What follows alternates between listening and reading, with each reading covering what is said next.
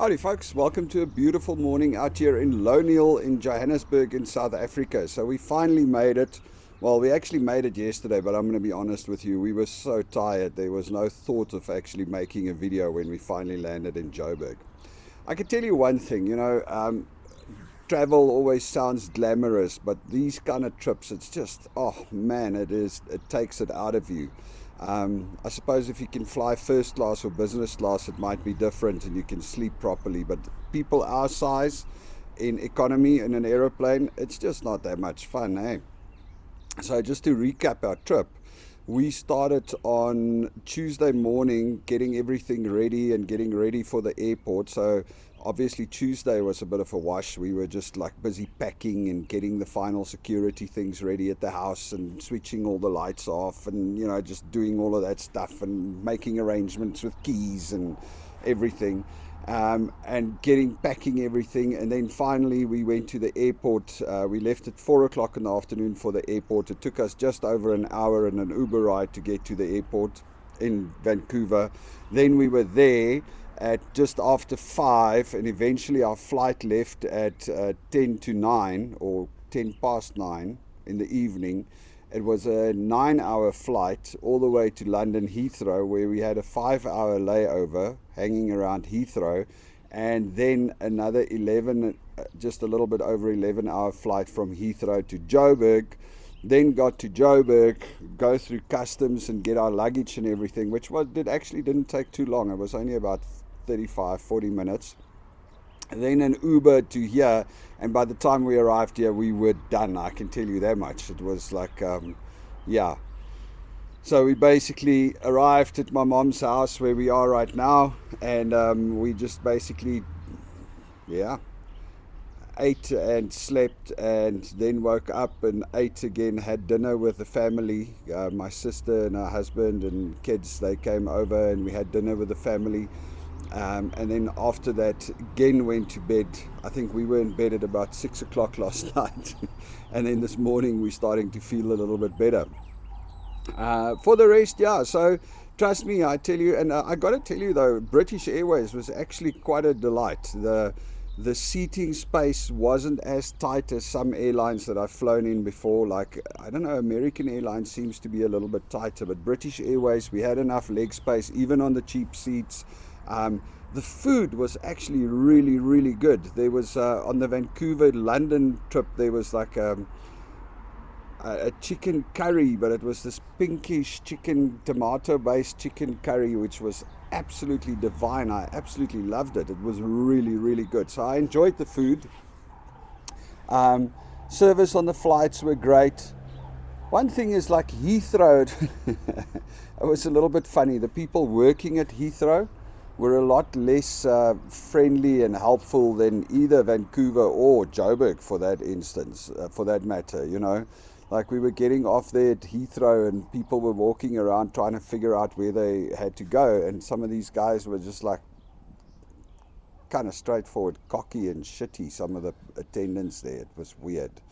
And of course, we got to this queue because we had to go through security again, which is weird because generally when you fly through Dubai or one of the others, if you transit, you don't have to go through security again. At Heathrow, we had to go through security again.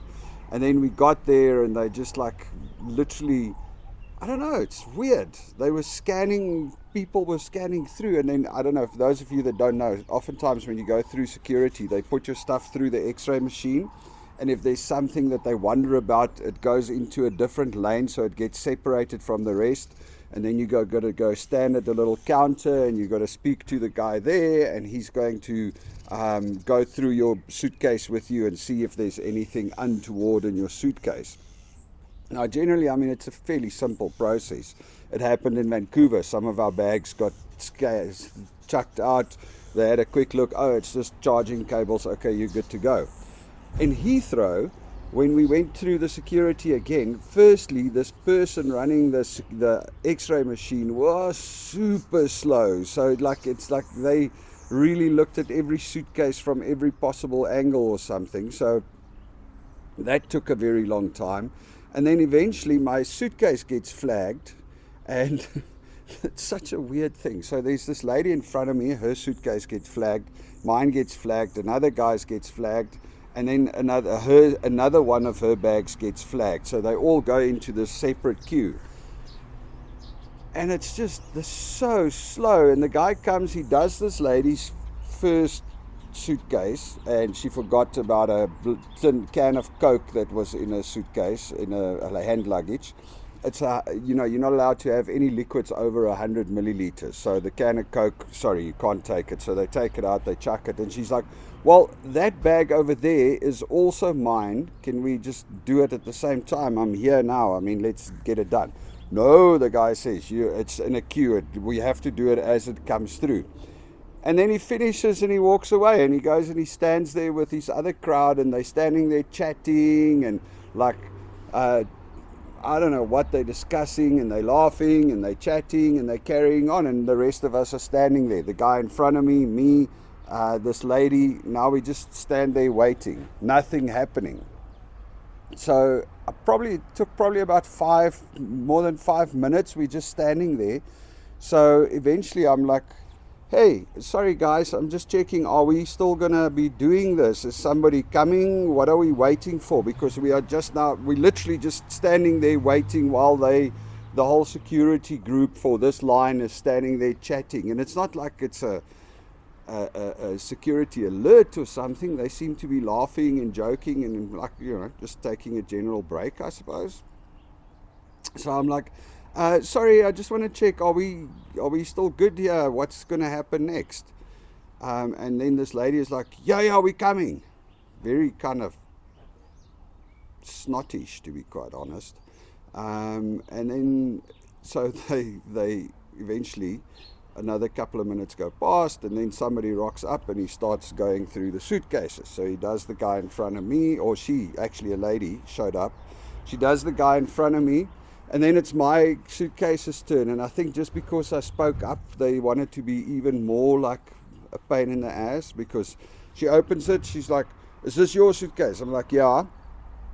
She goes, I have to put it through x-ray again. So now I got to stand out of the way. She goes back, she sticks it in the back again.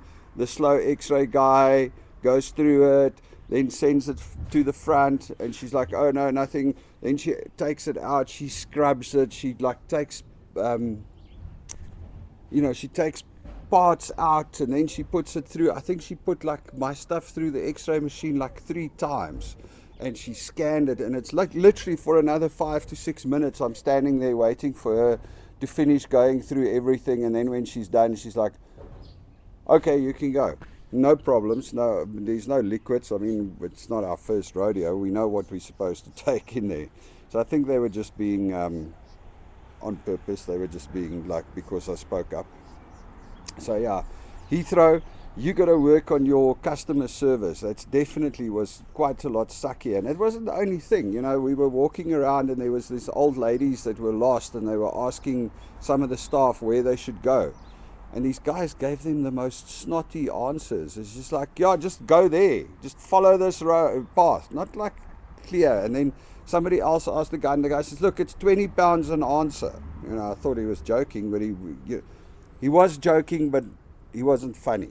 Put it that way. And then he just doesn't help people, and the other, it was weird. Anyway, yeah, so Heathrow wasn't very awesome, but British Airways itself, the flights were really cool.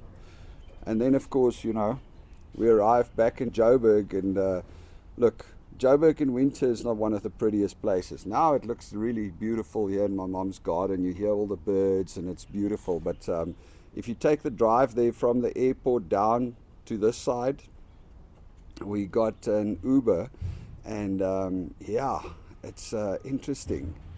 It's like this layer of smoke laying over the city, because in winter a lot of people burn stuff, and then you drive through the townships, and a lot of new illegal townships, shanty towns going up, and I don't know, it was just not pretty. It was just not a pretty drive. It looks like everything has gone a little bit backward. It's weird to have to say it that way.